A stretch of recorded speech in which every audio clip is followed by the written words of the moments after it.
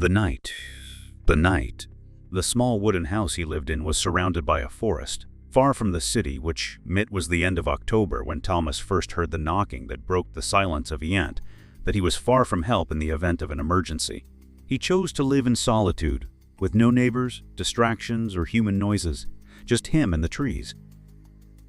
Unlike most nights, when he fell asleep at sunset, this time there were strange tapping noises outside the window of his now lit living room. At first he thought it might be a bird or a branch hitting the house, but something inside him told him to listen more closely. To his horror, he was right. He heard 3 knocks, a pause, and then 3 more knocks that were too rhythmic to be a coincidence. He was startled and stopped in the middle of the living room, a scene made all the more eerie by the shadows dancing across the walls through the fireplace behind him. When he went to the window, expecting to see something strange, he found only empty darkness, silence, and a never-ending forest. Thomas ignored the distraction that had diverted his attention and returned to his chair with a book. Now the words no longer made sense. He listened to the silence and, for a few seconds, waited for something. The same 3 knocks, hollow like the tapping of knuckles on wood. Thomas grabbed the torch from the shelf and his heart began to race. He cautiously crossed the kitchen and pressed his ear to the door. Only wind. Nothing. But the knocking had changed again. Now they were coming from the opposite side, as if something or someone was circling the house. Thomas felt a shiver run down his spine.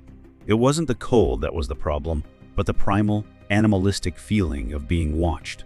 The twitching skin, the shallow breaths, the empty back door, the closing of the curtains. Deep down, he knew the locks meant nothing, whatever it was. The hours dragged on, midnight passed, and the knocking turned into something new. A scratching. A slow, rough scratching as if claws or nails were digging into the wood. It circled the house repeatedly, calmly and without long interruptions. Thomas sat in the center of the living room with his shotgun on his lap, all the candles in the house lit. A warm glow was the only light in the room as the power had gone out for no apparent reason just before midnight.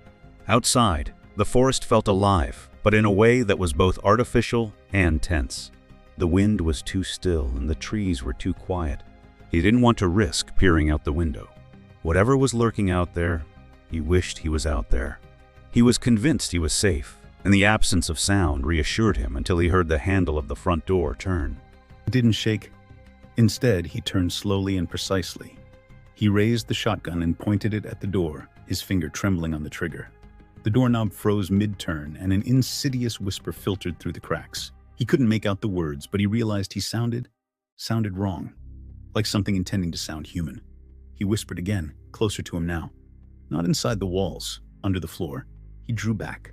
Flickering candles alerted him to a sudden gust of cold wind that slipped through the cracks. There was something in there. Not just knocking or scratching, but moving. Tables reached over him. The attic. He hadn't checked the attic. But how could something get in without a door or window? Thomas's torch beam trembled in the darkness as he retreated into the corridor. Looking up, he saw that the attic hatch was slightly ajar. His legs felt like lead as he climbed the ladder, shotgun gripped tight. Each creak of the wood echoed through the silence like thunder. When he reached the top, he paused, breathing hard, his face inches from the black void of the attic.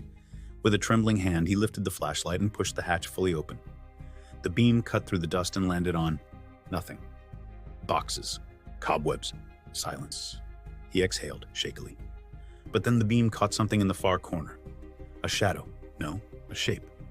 A crouched figure. Pale and hunched, its limbs too long, its eyes too deep. It didn't move. It didn't blink. It just stared. Thomas couldn't breathe. Couldn't move. The creature tilted its head slightly as if studying him. Then it smiled, wide and unnatural, and in a voice too low, too warped to be real. It said his name. Thomas. Didn't scream. He couldn't. He fell backward, tumbling down the ladder and landing hard on the wooden floor. The attic hatch slammed shut above him. The house groaned all around, as if reacting, as if alive. Lights flickered back on for a split second, long enough for Thomas to see that all the doors in the house were now open. Every single one, including the cellar. He backed away toward the front door, but it wouldn't budge. Nailed shut from the outside. From outside, his heart thundered in his chest. The whispering returned, now louder, coming from the walls, the floorboards, the very air around him. And then he heard it. Footsteps, slow, heavy, descending from the attic. The house trembled as it walked. Whatever it wasn't human. It never was, and it had finally come down. No one saw Thomas again after that night. Days later, a search team found his house empty, doors wide open, and candles burned to nothing. There were no signs of a struggle, no blood, no damage, just deep scratch marks along the walls and a strange black residue near the attic. Locals say the woods around that house have never felt the same. Birds don't sing there. Animals stay clear. And if you pass by late at night, you might hear tapping. 3 knocks, a pause. 3 more. Some believe Thomas summoned something. Others think it was always there, waiting for someone foolish enough to live alone, surrounded by trees with no one around to hear them scream. But one thing's for sure, whatever came for him didn't leave.